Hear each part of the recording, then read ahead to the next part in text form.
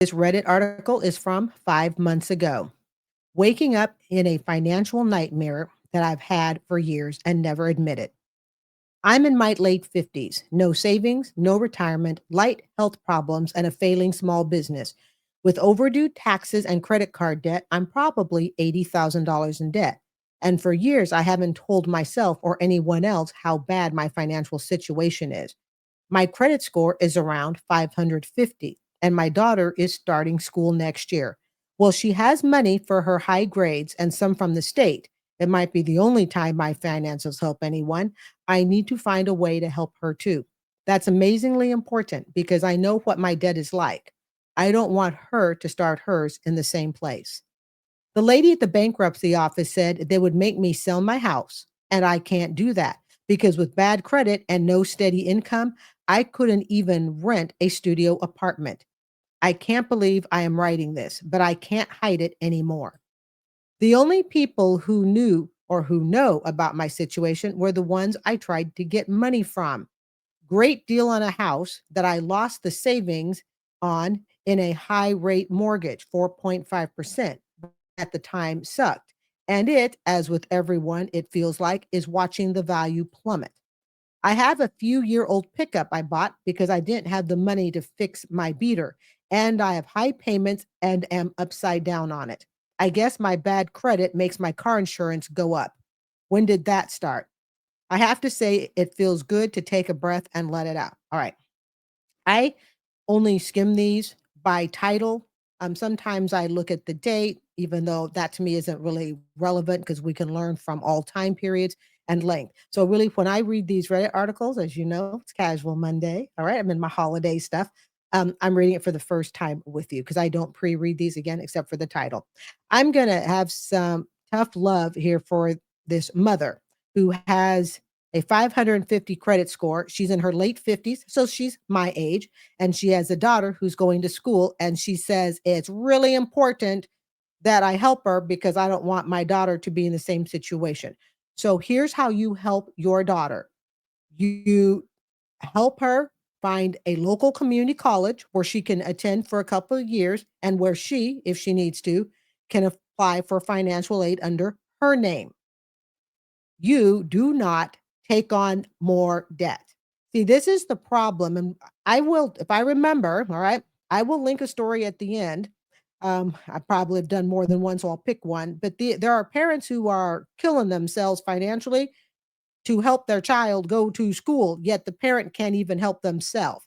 So, well, I commend the mother for, oh, it's amazingly important. That's the word she used here. Okay. It's amazingly important that I help my daughter through school. Yeah, that's true. But the problem is you're in your late 50s. So, assuming she's my age of 58, she is nowhere near ready to retire herself. And even though she may feel like she can worky for forever, experience tells us that oftentimes that doesn't happen. So, it's kind of like, cutting off your one hand to give away the other hand. I mean, it just doesn't make sense. So, really, the way the daughter can help her mom, have an honest conversation. And really, even the mother, if she feels comfortable enough, can actually tell the daughter what her financial mistakes were. Hey, honey, you know what? I'm in my late 50s. I want you to learn from me. See, just because, helping someone financially doesn't mean you have to give away money that you don't have. And I found it interesting that she said, people she's trying to get money from. Yeah, because I've been that broke person. Now, I've never gone to other people beyond credit card bills. Okay. I haven't gone to friends, family. I have to be honest, I've never gotten to that level. I just file bankruptcy and go on. Okay. Because I don't think it's friends and family's responsibility to deal with my finances like that. But this mother is in absolutely no position whatsoever to help her daughter through college. And she may want to, put on the badge of honor, it says, I got my daughter through the school of her choice. How? And now you get to strap on Parent Plus loans. And of course, as you know, I believe starting 2026, the limit for Parent Plus loans is 65,000. Again, she's in her late 50s. No money for retirement, 550 credit score. And she's going to everybody hoping to try and finagle together some money. Here's how she financially helps her daughter. She uses her life lesson to explain to the daughter why there's no money for college. That's what she does. And she encourages the daughter perhaps to go into a trade, definitely to go to community college, and then 2 years at an in-state school if the daughter wishes. But she works with her daughter to make sure she's not, majoring in some, I hate to say it, liberal arts program that just looks good on paper, but is it going to make you squat? Most liberal arts degrees, folks, hey, you're looking at a journalism major, okay? So they just aren't profitable in terms of getting back for your money what you paid out of it. So that's how she's going to help her daughter. I know she probably wanted, and I don't read the comments because I like my own thoughts, as you know. I'm sure she's probably hoping a bunch of people go, "Oh yeah, boo, you got to help your daughter through." No, you don't. When you're sitting on 550 credit score and you can't file bankrupt because you think and it will, they'll require you to sell your house, and then you can't even rent a studio apartment, and yet you're going to help your daughter through school. I don't think so. All right, let's go to the next one. Again, I picked 5 or 6 just in advance. All right, let's do this one. Ooh, 2 years ago, again, I pre-selected based on title. I'm 31, hid debt from my wife. How do I avoid divorce? Let us click on that. Here we go. This is from 2 years ago. A few years ago, my wife, 30-year-old, and I, 31, male, female, okay, and I'm 31, bought a new home. So let's make sure we understand this correctly. It's the 31-year-old husband writing in. Okay. We sold our previous home, paid off debt with the equity, and budgeted rigorously to save up again and afford the new place. Okay, I'm going to stop.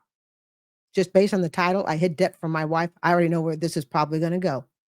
The debt that they use to rigorously to pay off to get a new place says we sold our previous home, paid off debt with the equity, budgeted. They probably ran up debt again because clearly it says here he hid money from his wife. We slipped out of the budget habit after getting into the new place. Slowly but surely, we fell back into old habits and overspending. Credit card debt began to mound. We went through some traumatic stuff in 2020, doesn't everyone, and did some retail therapy to heal the damage. My wife assumed I was handling the finances, and I reassured her everything was fine. She assumed I would stop her or let her know we couldn't afford things, but I was so ashamed of myself. I couldn't bear to tell her no. I've moved things around and played all sorts of financial games for the last 3 to 4 years to keep everything afloat and keep her in the dark. But now there is approximately $140,000 in credit card debt. We're reaching We've reached a tipping point where I no longer have levers to pull. We are not behind on anything, and we can consolidate everything into a home equity loan at a reasonable rate and work our way out. The logistics is not my concern. My concern is I need to tell her how do I approach this and not end up divorced. I've racked up a bunch of debt, which is hidden from my wife. Okay. I'm going to tell you someone who's been through 2 bankruptcies and out of repossession, all while I was single. Thank you, Jesus. Okay. Um, he's got almost 2 equal concerns. He says his concern is not about logistically getting out of the debt. We'll just tack it as a HELOC, I think is what it is, okay? Home equity loan, HELOC. But he's worried about the divorce. Okay. I'm just going to draw from my experience. I think he's actually got the cart before the horse. I'm going to tell you why. On the surface, it seems logical. I'm worried about the divorce on the surface. But what is the cause? What is causing the wheels to turn about the debt and the thought of a divorce? Oh, yes, because you don't have financial control. In other words, it's easy to look and think, oh my goodness, my spouse is leaving me and the divorce is the worst thing. Now, again, feel free to put in the comments if you disagree. Okay. I'm just telling you from my position of understanding my past mental health issues, and I used to be very mentally ill. I will not tell you until after I retire. Okay. But I was very mentally ill, worky, worky, worky. Like, no, when they tell you, you go through hell and back with mental illness, okay, you go through hell and back. And I will just leave it at that. But I want you to understand to a certain extent, this is where I'm coming from. Until the mind is fixed, your relationship isn't going to matter. I guess is what I'm trying to say. I'm not saying get divorced. I'm not saying she's going to leave you or anything else. But what I am saying is until the mind is healed, until you and your partner, and I hate to say this, but She's responsible for it also. If this were on a Ramsey call, it would literally be, buddy, you should have been doing this together. See, when one person sits here, she assumed I would stop her and let her know we couldn't afford things. That's her out of having to be financially responsible. In other words, yes, there's $140,000 of hidden credit card debt, but in my opinion, she is just as responsible for that debt as the redditor is. And then people can sit and go, but yeah, but he knew that he knew that the debt was building. Guess what? She's a big girl. She can put on her stinking big girl pants. She can pull the credit reports. She has access, I'm sure, to all the credit cards. In other words, she is aware. She was fully aware that there was misspending going on. You cannot rack up $140,000 in credit card debt, be the ostrich with your head in the sand, your butt sticking out to the sky, and then blaming the other ostrich for not telling you when the sky was falling. Hey, I think that's pretty good there, family. I think that's pretty good. Okay. But really, that's kind of the vision I get. And this is why I say, until the mental health problem, that being you are not on this. No, it's not even. Yeah, actually, you guys are on the same page financially. They're on the same page more than they realize. Why? Because neither one of them knows or seems to wish to know how to handle debt. This baloney about, okay, so they move the money around for the last 3 to 4 years. 2 bankruptcies, I get it. When you know the limit on all your credit cards, when you know that the cutoff time, central time is 6 o'clock for this card and 7 o'clock for that. Yeah, okay. When you are so aware down to the penny how much balance transfer money you have left. You are an official badge honor member of the We Are Broke in Debt, and we're trying to shuffle our money around, rob Peter to pay Paul. So I understand that. And it's exhausting. But he sits there and he says, I didn't want to stop her and let her know we couldn't afford things. Guess what, buddy? She already knew. And both of you were ostriches. Both of them were. Okay. Head in the sand. I don't want her to know what's going on, and she doesn't want you to tell her what's going on. So really, whose fault is this? To me, this is equal 50-50 fault. But the bottom line is, I think, I'm going to be honest, keeping the marriage together to me is the least of their worries, because until they solve the communication, not even the communication, they seem to communicate just fine. You know everything. I want to know nothing.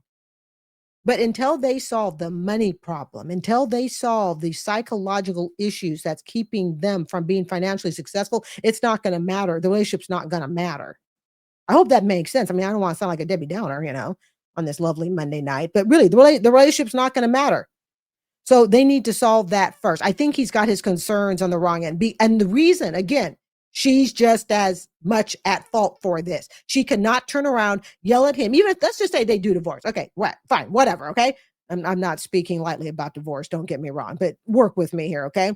They get divorced. She's going to stomp out the door and she's going to go tell her girlfriends, because the woman like this would do this. My ex-husband ran up $140,000 in debt and he didn't tell me. And all this time I was thinking the trips that we were taking, the vacations we were buying, the Christmases we were having, all of this time, I thought everything was fine. And then he springs it on me that 4 years ago, we started racking up debt. Can you believe what what is it? Narcissistic, toxic ex-husband I had. You see, that's how stories like this get played when a woman is not totally honest with how the debt got racked up. She's not going to be the type to tell the girlfriends, oh, I told him not to tell me because I don't like dealing with money. I don't want the stress of the bills. Hey, when you're in a partnership, you both deserve the stress of the bills. When you're in a partnership, you both deserve, bank account numbers, the stress of the bills. Okay. You should be. One of my gal pals put it really, really well. She said, you should be an open financial book to each other. There should be no surprises. I do not want you to pass away and then find out, oh, so you have a wife and child across town we didn't know about and you still owe. Or, oh my goodness, you passed away. You did not tell me that we had $140,000 on credit card debt. You see? So just out of respect to each other as a couple, it's not about being controlling or anything, but just out of respect as a couple to each other, you both deserve the responsibility, the stresses and the rewards of your financial planning for your household. So, and here he says he has no more levers to pull. Exactly. At some point, when you run up so much debt, you got no more credit cards to pull from because no one's going to lend it to you anymore. You're gone to all your family and friends. So this is one of those where, you know what, if they do wind up divorced, this is where you learn from it. Each of them learns from it. And they just have to make sure that when they tell the story about what happened, they tell it honestly. All right, let's see here. Let's go to another one. I found secret debt. How can I tackle this 117K from 2 months ago? All right, let's take a look. I did this the other night, guys. I didn't realize there's a whole area of Reddit we haven't even touched on. So buckle up for it. Okay. All right. Found secret debt. How can I tackle 117K? I need help desperately. My 29-year-old husband, 30-year-old male. Okay. I got to start this over. I need help desperately. Me, 29-year-old female. Husband, 30-year-old male. Recently admitted to financial infidelity. He hid lots of credit cards and loans and concealed our financial reality from me. We were working through this, and now I have 100% control of our finances. However, I'm at a loss as to how to tackle this and still maybe be able to buy a home in my lifetime. With credit cards, personal loans, student loans, and card loan, we're on the hook for 117,000. Credit cards alone are 15,000. I have a mutual fund valued at 29K, not a 401K. This is literally the only savings retirement I have minus my pension, and they are not yet vested, which means, in short, they don't have a pension yet. Okay. Here's a list of the credit card balance. They go through all the different credit cards, but total debt equals 117,000. Um, what do I do? Where do I start? I've considered withdrawing 8,000 from my mutual fund to tackle the highest percentage credit cards, but I'm very uncomfortable with taking out too much at once. I'm heartbroken and it's so hard to see a way out of this. We have a son and I'm already working 50 hours a week. Combined monthly income is 6,400. I'm about to get a raise and bring in an extra 1,000 to 1,500. Okay. And they've laid out their rent 2,100, car, food 700, blah blah. Okay, bottom line is they have $117,000 that the husband did not tell her about. I guess I have one question. They're 30 years old, 29 and 30. They're young enough to fix it. They are 29 and 30. Okay. You tackle the debt together. But remember what I just said a minute ago? The logistics of tackling the debt, anybody can do that. But it's not everybody who can psychologically heal themselves financially to become financially better and more secure on the other side. People can sit, a 29, 30-year-old, they're young. Sure, they can tackle it. I have no doubt about it, actually. And with the money coming in, problem is why did this happen in the first place? See, guys, hold on, lemonade. That's what you have to think about. Why did the debt occur in the first place? And the problem with hidden debt means someone has a psychological problem that's not been addressed. And so you go and you pay off the $117,000 in debt. And guess what the unhealed, non-counseled husband is probably going to do down the road? Repeat it. We've heard stories like that on Ramsey calls, have we not? Where somebody calls in. And what was it? Oh, it was the case of the husband. This last year, the husband calls in, the wife ran up a couple $100,000 of debt. They pay it off. They go for like 15, 20 years. And the husband calls in and says, she did it again. You see, this is a thing about being, having an unhealthy mental relationship with money. It can hide for years. And let me tell you something. Someone who has a money problem, you know what the biggest gift is to someone who has a financial spending problem? It's having someone else pay off the bill. That is like rewarding his financial infidelity. Hey, you know what? I understand that you hid $117,000 in debt, and I'm going to reward you and I'm going to help you pay it off by taking my pay raise money, because now we have a son. So they're a little bit more joined at the hip, perhaps, than they'd like to be. Okay. At least until the kids hit adulthood. All right. But if you think about it, that is the greatest gift you can give someone who is broken financially. And when I say broken financially, I'm not talking about those that have a healthy head on their shoulders and they're paying off their student loan debt. Okay. But people who are hiding, they're sneaking, they're manipulating money in such a way as to hide debt because they know consciously that the debt is hurting themselves, hurting someone else, in this case, a partner. So my 58-year-old self would say I'm gone.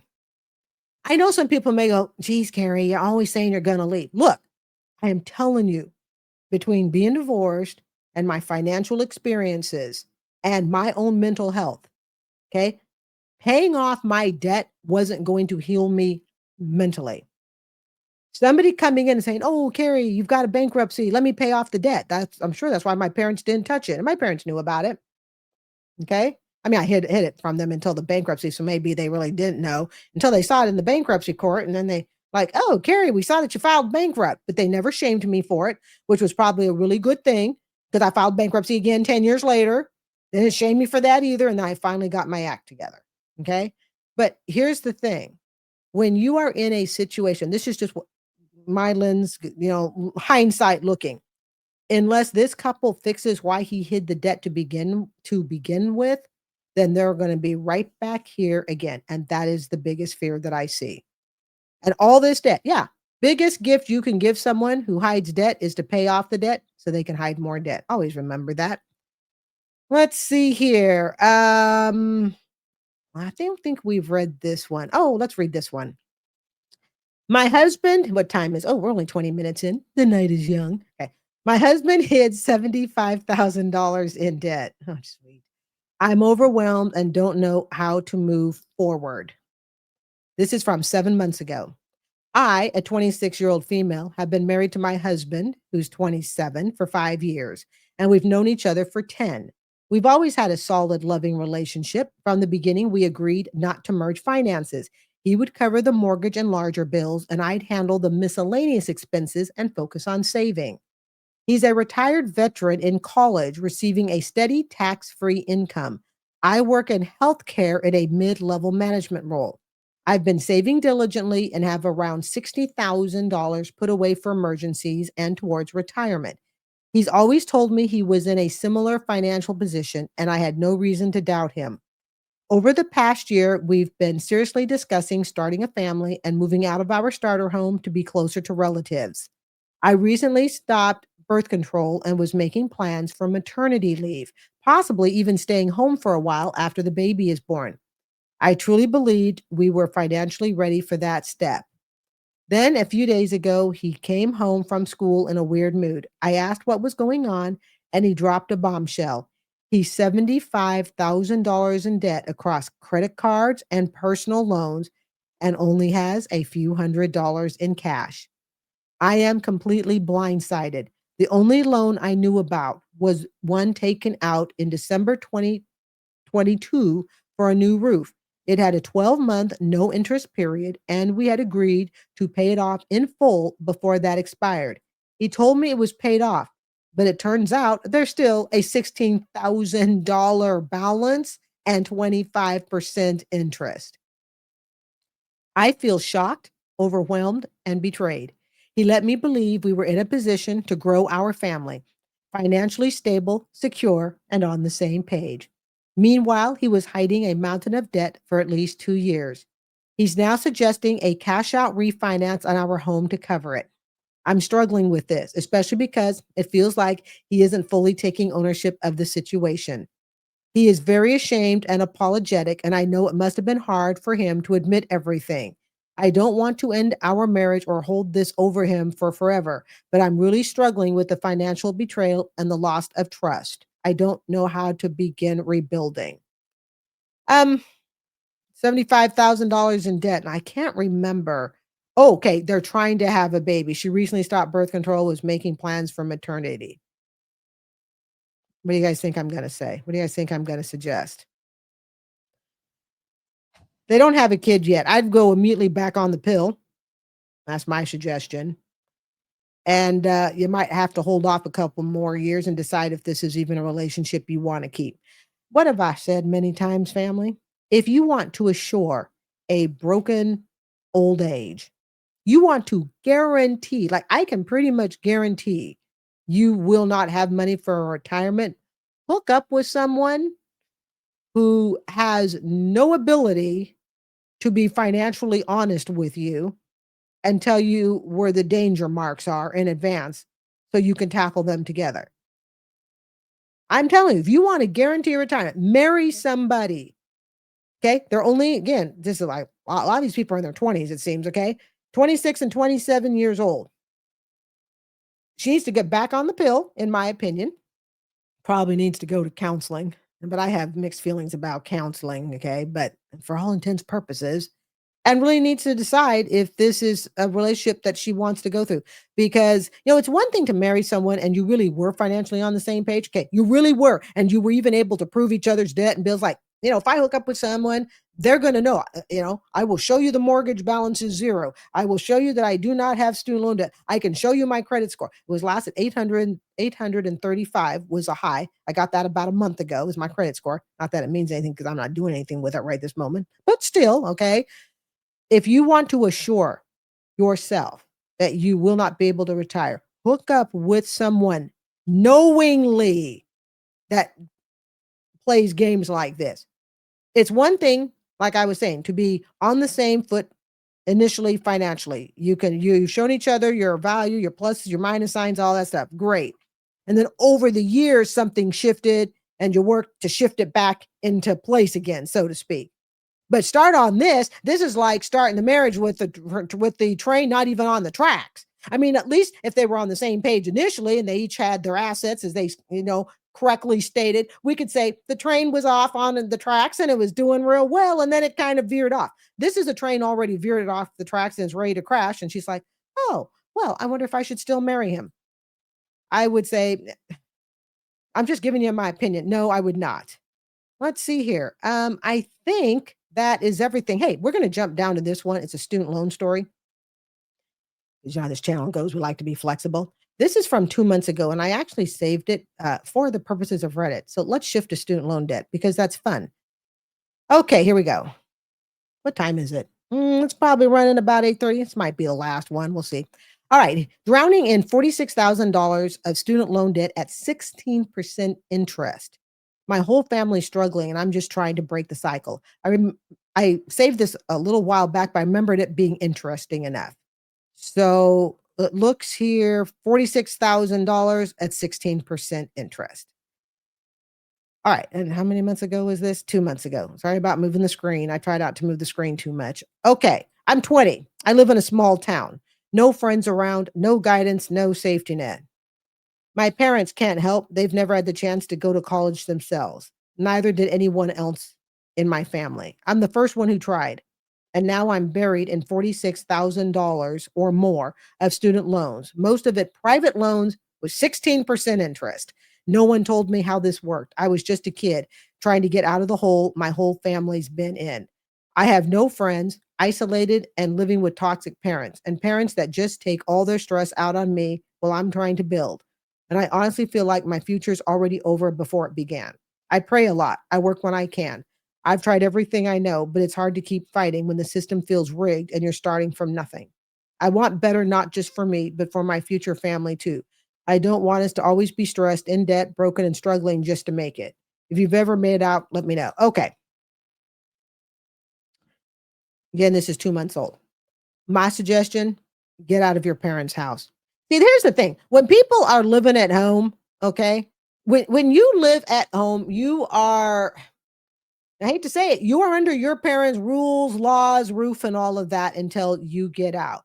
She's 20 years old. She lives in a small town. That can be the curse of someone with $46,000 of student loan debt with no way out. Because what opportunities does a small town have to give you to get out of that debt? Probably not much, which means the debt is only going to go up. If nothing else, if she stays in that small town, she needs to get out of her parents' place and get a roommate. I know a lot of people will say things like, well, again, we're not kids, which is true. All right. You're not a kid. You signed on the line. But is it possible that perhaps, let me sit up here for just a second. I feel like I'm sliding in my chair. Get so comfortable compared to a stool that I've been sitting on for 5 years. Um, a lot of times, people will say, you signed on it, it's your responsibility. But are there times possibly where yes, they signed on it, but they were manipulated into the debt? And when you come from a small town, no safety net, no guidance, is it possible that, and you are trusting the adults around you, and including people in big cities, but let's focus here on small town, all right? Is it possible that someone innocently gets suckered into student loan debt and they don't understand interest rate? They don't get it. And before they know it, they're sitting on 46,000 of student loan with 16% interest. I absolutely believe somebody can get suckered into it. I don't think we can straight across the board stamp everybody who can't pay their student loan and say, you signed on the line, you took it, you didn't understand basic math. Guess what? There are people who don't understand basic math. I barely understand basic math. And I'm not kidding. I understand enough now, but I'm surprised I became a teacher because I had to take 3 math tests at the 8th grade level, I believe it was, to pass it. I held my breath on each one because I'm that bad at math.